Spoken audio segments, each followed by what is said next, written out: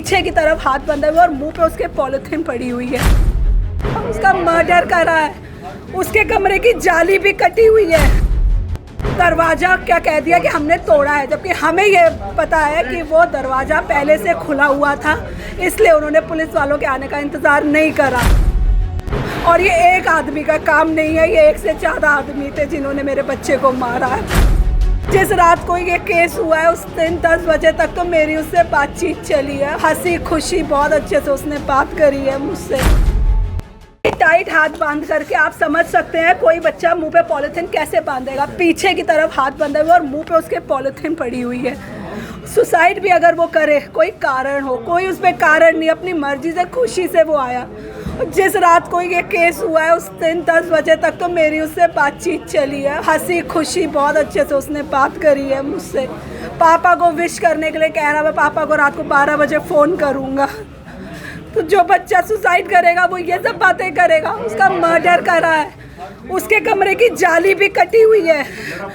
और पुलिस के पहुंचने से पहले कोचिंग वालों ने दरवाज़ा क्या कह दिया कि हमने तोड़ा है, जबकि हमें ये पता है कि वो दरवाज़ा पहले से खुला हुआ था, इसलिए उन्होंने पुलिस वालों के आने का इंतज़ार नहीं करा। और ये एक आदमी का काम नहीं है, ये एक से ज़्यादा आदमी थे जिन्होंने मेरे बच्चे को मारा है। एक आदमी, पूरा कमरा उसका बिखरा पड़ा हुआ था, जैसे उसने बहुत अपने आप को, उसके हाथ इतने टाइट थे कि उसने अपने आप को बचाने के लिए, हाथ खोलने के लिए बहुत जोर लगाया, लेकिन वो नहीं खोल पाया।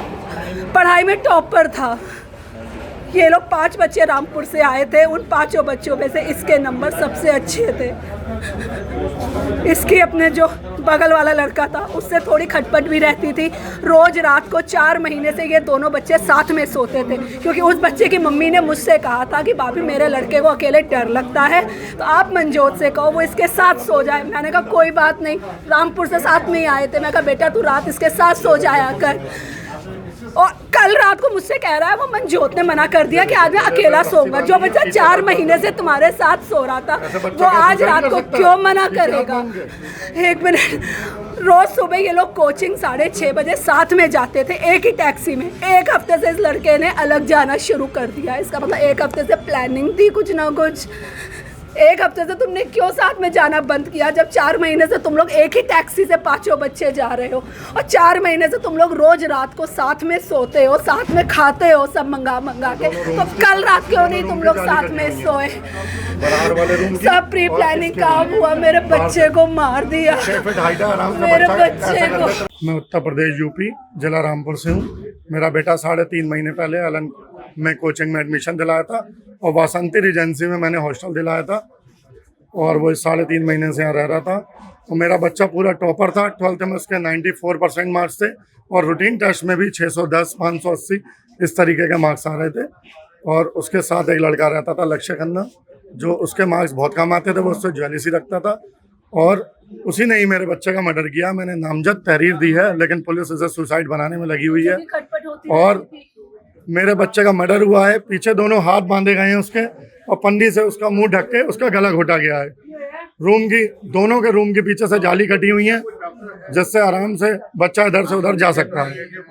और पुलिस, कल रात से मैं यहाँ पर आया हुआ हूँ, कल सुबह से मेरे बच्चे की बॉडी पड़ी हुई है, और पुलिस मेरी कोई भी मदद करने को तैयार नहीं है, और मेरे बच्चे का सुसाइड केस बनाने में लगी हुई है। मुझे यहाँ पे इंसाफ चाहिए, मुझे आप लोग इंसाफ दिलाइए।